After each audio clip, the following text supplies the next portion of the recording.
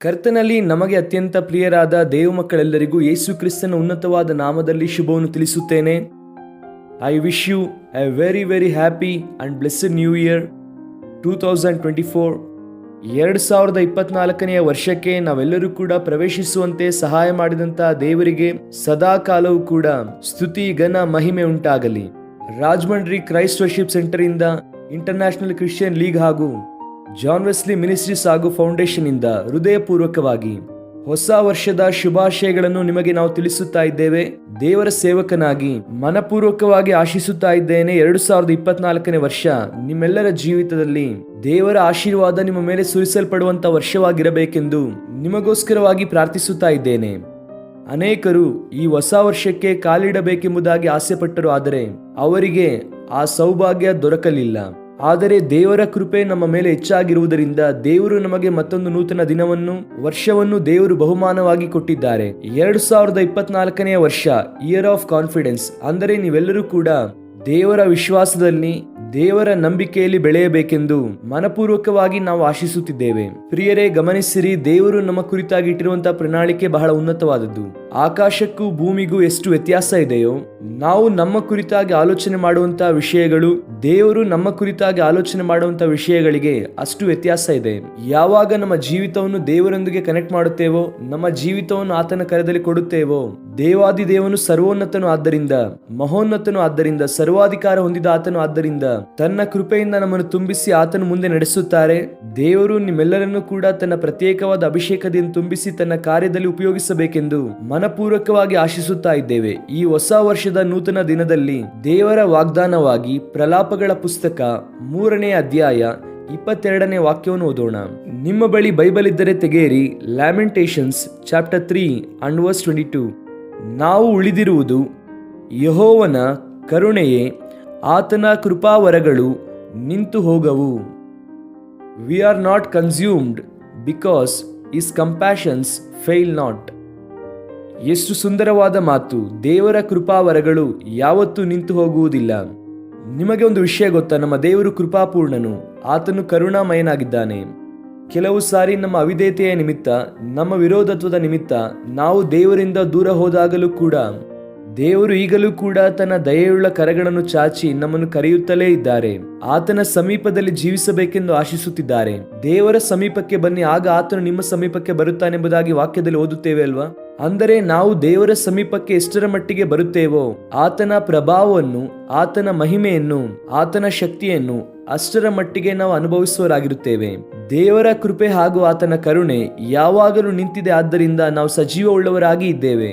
ಎಷ್ಟು ಮಹಿಮೆಯುಳ್ಳ ದೇವರನ್ನು ನಾವು ಆರಾಧಿಸುತ್ತಾ ಇದ್ದೇವೆ. ಬಹುಶಃ ಕಳೆದ ವರ್ಷದಲ್ಲೆಲ್ಲ ನಿಮ್ಮ ಜೀವಿತದಲ್ಲಿ ಕತ್ತಲೆಯನ್ನು ಅನುಭವಿಸಿದ್ದೀರೇನೋ? ಕತ್ತಲೆಯಲ್ಲಿ ಪ್ರಯಾಣ ಮಾಡಿದಂಥ ಅನುಭವ ನಿಮ್ಮಲ್ಲಿದೆಯೇನೋ? ಅಥವಾ ದೇವರನ್ನು ಅರಿಯದೇ ಇರುವಂಥವರು ನಿಮ್ಮ ಮೇಲೆ ದಾಳಿ ಮಾಡಿದಾಗ, ಅಪಹಾಸ್ಯ ಮಾಡಿದಾಗ, ಅಥವಾ ನಿಮ್ಮ ಸ್ಥಿತಿಯನ್ನು ನೋಡಿ ಅನೇಕರು ನಿಂದಿಸುತ್ತಾ ಇದ್ದಾರೇನೋ? ನೆಮ್ಮದಿಗೋಸ್ಕರವಾಗಿ ನೀವು ಪ್ರಯಾಸಪಟ್ಟು ಶಾಂತಿ ಸಮಾಧಾನಕ್ಕೋಸ್ಕರವಾಗಿ ತವಕಿಸಿ ಫೇಲ್ ಆಗಿದ್ದೀರೇನೋ? ಅಥವಾ ಕೆಲವು ಸಂದರ್ಭದಲ್ಲಿ ಇನಿ ನನಗೆ ಆಶೆಯೇ ಇಲ್ಲ, ನನ್ನ ಆಶೆಗಳು ಗತಿಸಿ ಹೋಗಿದೆ, ನನಗೆ ನಿರೀಕ್ಷೆ ಇಲ್ಲ ಎಂಬುದಾಗಿ ಬಹಳ ಬೇಸರವಾಗಿರುವಂತಹ ಪರಿಸ್ಥಿತಿಯಲ್ಲಿ ಇದ್ದೀಯೇನೋ? ನೀವು ಎದುರಿಸುತ್ತಾ ಇರುವಂತಹ ನಿಂದೆ, ಅವಮಾನದ ನಿಮಿತ್ತ, ಅನಾರೋಗ್ಯದ ನಿಮಿತ್ತ, ಅಥವಾ ಸಾಲದ ಸಮಸ್ಯೆಯ ನಿಮಿತ್ತ, ಪಾಪದೊಂದಿಗೆ ಹೋರಾಡುತ್ತಾ ಅನೇಕ ಸಮಯದಲ್ಲಿ ಶೋಧನೆಯಲ್ಲಿ ಬಿದ್ದು ಸೋತು ಹೋದಂತಹ ಪರಿಸ್ಥಿತಿಯಲ್ಲಿ ಒಂದು ರೀತಿಯಾದಂತಹ ಗಿಲ್ಟ್ ಹಾಗೂ ಶೇಮ್ ನಿನ್ನನ್ನು ಆಳ್ವಿಕೆ ಮಾಡುತ್ತಾ ಇದೆಯೇನೋ?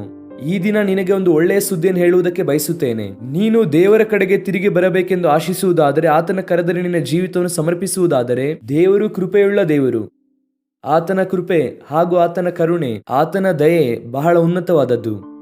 ಆತನ ಕೃಪಾವರಗಳು ಯಾವತ್ತೂ ನಿಂತು ಹೋಗುವುದಿಲ್ಲ ಎಂಬುದಾಗಿ ವಾಕ್ಯದಲ್ಲಿ ನಾವು ನೋಡುತ್ತೇವೆ. ದೇವರು ನಿತ್ಯನಾಗಿರುವುದರಿಂದ, ಆತನು ಶಾಶ್ವತನಾಗಿರುವುದರಿಂದ ಆತನಿಗೆ ಸಂಬಂಧಪಟ್ಟದೆಲ್ಲವೂ ಕೂಡ ಶಾಶ್ವತವಾಗಿರುತ್ತದೆ. ತನ್ನ ಕರುಣೆಯನ್ನು ನಿನ್ನಿಂದ ಆತನು ತೆಗೆದುಹಾಕುವವನಲ್ಲ, ತೆಗೆದುಹಾಕುವುದಿಲ್ಲ ಕೂಡ. ಆತನನ್ನು ದೃಷ್ಟಿಸುವುದಾದರೆ ಈ 2024ನೇ ವರ್ಷವನ್ನು ದೇವ ನಾನು ಆಧ್ಯಾತ್ಮಿಕವಾಗಿ ವೃದ್ಧಿಯಾಗುವುದಕ್ಕೆ ಒಂದು ಅವಕಾಶವಾಗಿ ಉಪಯೋಗಿಸಿಕೊಳ್ಳುತ್ತೇನೆ ಎಂಬುದಾಗಿ ಒಂದು ಒಳ್ಳೆ ತೀರ್ಮಾನ ಮಾಡು. ದೇವರ ಸನ್ನಿಧಿಯಲ್ಲಿ ಒಂದು ತೀರ್ಮಾನಕ್ಕೆ ಬಾ. ಈ ವರ್ಷವನ್ನು ಎಷ್ಟೋ ದೇವರು ಆಶೀರ್ವದಿಸಲಿದ್ದಾರೆ. ನೀನು ಆಧ್ಯಾತ್ಮಿಕವಾಗಿ ಅಭಿವೃದ್ಧಿ ಹೊಂದುವುದಕ್ಕೆ ತೀರ್ಮಾನಿಸಿಕೊಂಡರೆ ನಿನ್ನ ಅಭಿವೃದ್ಧಿಯನ್ನು ಯಾರೊಬ್ಬರು ಕೂಡ ತಡೆಯುವುದಕ್ಕೆ ಆಗಲ್ಲ. ಕರ್ತನಿಗೋಸ್ಕರವಾಗಿ ನೀನು ಜೀವಿಸುತ್ತೀಯಾ? ಆತನ ಪ್ರೀತಿ ಯಾವತ್ತೂ ವಿಫಲವಾಗಿಲ್ಲ, ಆತನ ಕರುಣೆ ಯಾವತ್ತೂ ವಿಫಲವಾಗಿಲ್ಲ, ಆತನ ಕೃಪೆ ಯಾವತ್ತೂ ವಿಫಲವಾಗಿಲ್ಲ. ನಿನ್ನನ್ನು ನಿಲ್ಲಿಸುವಂತ ದೇವರು ಆತನು. ಸೋಲಿನ ಅಂಚಿನಿಂದ ಜಯದ ತೀರಕ್ಕೆ ನಿನ್ನನ್ನು ನಡೆಸುವಂತ ದೇವರು ಆತನು. ಯೆಹೋವನು ಕೃಪಾಪೂರ್ಣನು. ಎಷ್ಟೇ ಸಾರಿ ನಾವು ಬೈಬಲ್ ಓದಿದ್ರು ಕೂಡ ದೇವರ ಕೃಪೆಯ ಕುರಿತಾಗಿ ಬೈಬಲ್ ಬಹಳ ಸ್ಪಷ್ಟವಾಗಿ ತಿಳಿಸುತ್ತದೆ. ನಾವು ಆತ್ಮದಲ್ಲಿ ರಕ್ಷಿಸಲ್ಪಟ್ಟಿದ್ದೇವೆ ಅಂದರೆ ಅದು ಕೇವಲ ದೇವರ ಕೃಪೆ ಮಾತ್ರವೇ. ನಮ್ಮ ಭಕ್ತಿ ಕಾರ್ಯಕ್ರಮಗಳು, ನಮ್ಮ ದಾನ ಧರ್ಮಗಳು, ನಮ್ಮ ಲೋಕ ಸಂಬಂಧವಾದ ಕಾರ್ಯಗಳು ನಮಗೆ ರಕ್ಷಣೆಯನ್ನು ಕೊಡುವುದಿಲ್ಲ. ದೇವಾದಿ ದೇವನು ತನ್ನ ಕೃಪೆಯ ಮೂಲಕವೇ ನಾವು ಮಣ್ಣಾಗಿದ್ದೇವೆ ಎಂಬುದಾಗಿ ನೆನಪಿಸಿಕೊಂಡು ತನ್ನ ಕೃಪೆಯನ್ನು ನಮ್ಮ ಮೇಲೆ ತೋರ್ಪಡಿಸಿದ್ದಾರೆ. ಆತನ ಕೃಪೆ ನಮ್ಮ ಮೇಲೆ ಸುರಿಸಿದ್ದಾರೆ. ಆದ್ದರಿಂದ ನಾವು ರಕ್ಷಿಸಲ್ಪಟ್ಟಿದ್ದೇವೆ. ಕೃಪೆಯ ಮೂಲಕ ಜಯ ಉಂಟು, ಕೃಪೆಯ ಮೂಲಕ ಸ್ವಸ್ಥತೆ ಉಂಟು, ಕೃಪೆಯ ಮೂಲಕ ಬಿಡುಗಡೆ ಉಂಟು. ಒಂದು ಮಾತಲ್ಲಿ ಹೇಳಬೇಕಂದರೆ ನಿನಗೆ ಬೇಕಾಗಿರುವಂತ ಎಲ್ಲ ಆಶೀರ್ವಾದವೂ ಕೂಡ ದೇವರ ಕೃಪೆಯಲ್ಲಿ ಲಭ್ಯವಾಗಿ ಇದೆ. ಆಮೇನ್.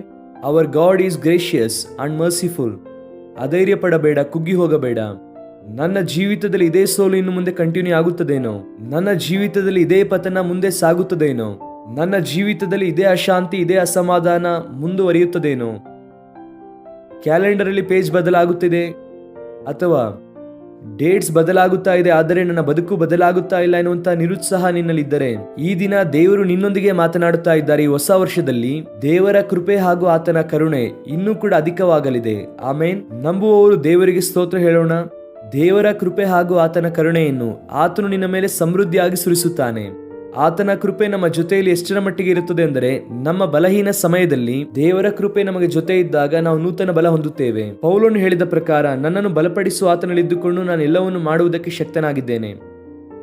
ದೇವರು ಸಮಸ್ತ ಆನಂದದಿಂದ, ನಿರೀಕ್ಷೆಯಿಂದ ನಿನ್ನನ್ನು ತುಂಬಿಸುತ್ತಿದ್ದಾರೆ. ಪರಿಶುದ್ಧಾತ್ಮನ ಶಕ್ತಿಯ ಮೂಲಕ ದೇವರು ನಿನ್ನನ್ನು ನಡೆಸಬೇಕೆಂದು ಆಶಿಸುತ್ತಿದ್ದಾರೆ. ಯೇಸು ಕ್ರಿಸ್ತನು ಪರಲೋಕ ರಾಜ್ಯಕ್ಕೆ ಹೋಗುವಾಗ ಶಿಷ್ಯರೊಂದಿಗೆ ಮಾತನಾಡುವಾಗ ಹೇಳುತ್ತಾರೆ, ಪರಿಶುದ್ಧಾತ್ಮನು ನಿಮ್ಮ ಮೇಲೆ ಬರುವಾಗ ನೀವು ಬಲವನ್ನು ಹೊಂದುತ್ತೀರಿ. ಆದ್ದರಿಂದ ನೀವು ನನಗೆ ಸಾಕ್ಷಿಗಳಾಗಿರುವಿರಿ. ಕಳೆದಂತಹ ವರ್ಷಗಳೆಲ್ಲ ಬಹುಶಃ ದೇವರಿಗೆ ಸಾಕ್ಷಿಯಾಗಿ ನೀನು ಇಲ್ಲವೇನೋ, ಆತನ ರಾಜ್ಯ ವಿಸ್ತರಣೆಯಲ್ಲಿ ಉಪಯೋಗವಾಗಲಿಲ್ಲವೇನೋ. ಆದರೆ ಈ ವರ್ಷ ಒಂದು ಒಳ್ಳೆಯ ತೀರ್ಮಾನ ಮಾಡಿಕೊ. ಆತನನ್ನು ದೃಷ್ಟಿಸು. ದೇವರೇ, ನನ್ನನ್ನು ಉಪಯೋಗಿಸು, ನಿಮ್ಮ ಮಹಿಮೆಯ ರಾಜ್ಯದ ವಿಸ್ತರಣೆಯಲ್ಲಿ ನನ್ನನ್ನು ಉಪಯೋಗಿಸು ಎಂಬುದಾಗಿ ನೀವು ಬಲವಾಗಿ ಪ್ರಾರ್ಥನೆ ಮಾಡುವುದಾದರೆ ಅಸಾಧಾರಣವಾದ ಅದ್ಭುತವನ್ನು ದೇವರು ನಿಮ್ಮ ಜೀವಿತದಲ್ಲಿ ಮಾಡುವುದಕ್ಕೆ ಇಷ್ಟಪಡುತ್ತಿದ್ದಾರೆ. 2024ನೇ ವರ್ಷವನ್ನು ಈ ವಾಗ್ದಾನದೊಂದಿಗೆ ಈ ದಿನವನ್ನು ಆರಂಭಿಸೋಣ. ಬರುವಂತಹ ದಿನಗಳಲ್ಲಿ ಬಲವಾದ ಆತ್ಮಿಕ ಕಾರ್ಯಗಳನ್ನು ನೀವು ನೋಡಬೇಕೆಂದು, ಕರ್ತನಿಗೋಸ್ಕರ ಒಂದು ದೊಡ್ಡ ಸೈನ್ಯವಾಗಿ ನೀವು ಕೆಲಸ ಮಾಡಬೇಕೆಂದು, ಆತನ ಪ್ರೀತಿಯ ಸುವಾರ್ತೆಯನ್ನು, ರಕ್ಷಣೆಯ ಸುವಾರ್ತೆಯನ್ನು ಅನೇಕರಿಗೆ ನೀವು ಸಾರುವವರಾಗಿರಬೇಕೆಂದು ನಿಮಗೋಸ್ಕರವಾಗಿ ಪ್ರಾರ್ಥಿಸುತ್ತಾ ಇದ್ದೇವೆ. ರಾಜಮಂಡ್ರಿ ಕ್ರೈಸ್ಟ್ ವರ್ಷಿಪ್ ಸೆಂಟರ್ ಇಂದ ಹಾಗೂ ಪ್ರಪಂಚ ವ್ಯಾಪ್ತಿಯಾಗಿ ನಮಗೆ ಇರುವಂತಹ ಬ್ರಾಂಚ್ ಸಭೆಗಳಿಂದ ನಿಮಗೆ ಹೃದಯಪೂರ್ವಕವಾಗಿ ಶುಭವನ್ನು ಪ್ರಕಟಿಸುತ್ತೇನೆ. ನಮ್ಮ ಆತ್ಮಿಕ ತಂದೆ ತಾಯಿಯಾದ ಅಪೊಸ್ತಲರಾದ ಜೋಸೆಫ್ ವಿಜಯ್ ಕುಮಾರ್ ಹಾಗೂ ಶ್ರೀಮತಿ ಸತ್ಯ ವಿಜಯ್ ಕುಮಾರ್ ಅವರು ಹಾಗೂ ನಮ್ಮ ಕುಟುಂಬ, ನಾನು ಹಾಗೂ ಬ್ಲೆಸ್ಸಿ ವೆಸ್ಲಿ ಅವರು, ನಮ್ಮ 3 ಹೆಣ್ಣು ಮಕ್ಕಳು ಧನ್ಯ, ನಿತ್ಯ ಹಾಗೂ ಪ್ರಶಸ್ತ, ಜಾನ್ ವೆಸ್ಲಿ ಮಿನಿಸ್ಟ್ರಿಯಲ್ಲಿ ಕೆಲಸ ಮಾಡುತ್ತಿರುವಂತಹ ಸ್ಟಾಫ್, ಕ್ರೈಸ್ಟ್ ವರ್ಷಿಪ್ ಸೆಂಟರ್ ಅಲ್ಲಿರುವಂತಹ ಎಲ್ಡರ್ಸ್ ಹಾಗೂ ಬಿಲೀವರ್ಸ್ ಎಲ್ಲರಿಂದ ಹೃದಯಪೂರ್ವಕವಾಗಿ ನಿಮ್ಮೆಲ್ಲರಿಗೂ ಹೊಸ ವರ್ಷದ ಶುಭಾಶಯಗಳು.